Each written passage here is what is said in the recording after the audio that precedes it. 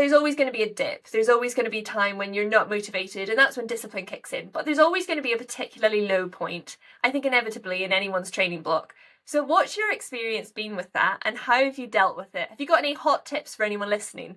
I kind of think about this quite a lot, to be honest, because I would say, so I kind of go on this structure, which I think is like a very well-known structure, particularly in running. I know that it's something that people do. So you do kind of like 1, 2, 3 weeks where you kind of build up that mileage. And then on the 4th week, you kind of come back down. And I try and structure that, luckily, with my hormonal cycle, which kind of is, I guess, like the sort of 28 days for 4 weeks.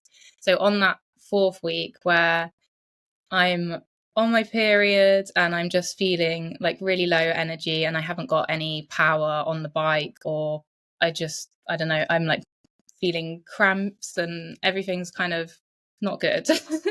Then I'll just like take any intensity out of the training and bring the mileage down as well. And then that's, I would say as well, like mentally, that's usually the week where sometimes I might have a cry and then I'm kind of like, why am I crying? I don't understand. And then my boyfriend's like, well, I know why.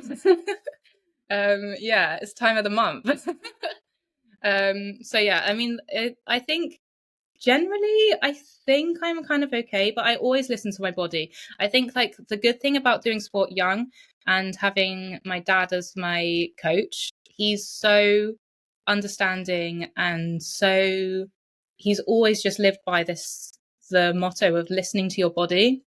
If you've got a tiny niggle, or if you're not feeling super strong, or if you, I don't know, even if you just had a long day at work and you're just absolutely exhausted, don't push it. Don't do that session just because it's in your calendar to do it. Just say, oh, I'll do it tomorrow, or I'll push it to next week, or I'll have that session off this week.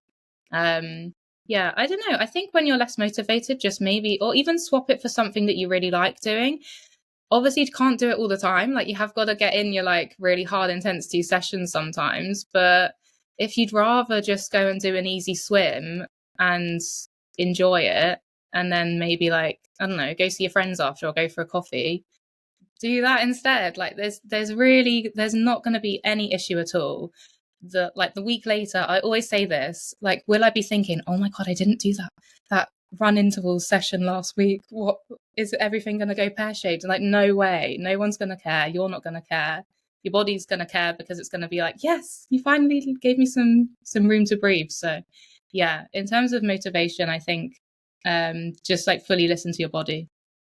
And I think that's actually really good advice, but also quite difficult to do when you bring in rest into it. And it's been quite a contentious topic of some people have that rest day guilt.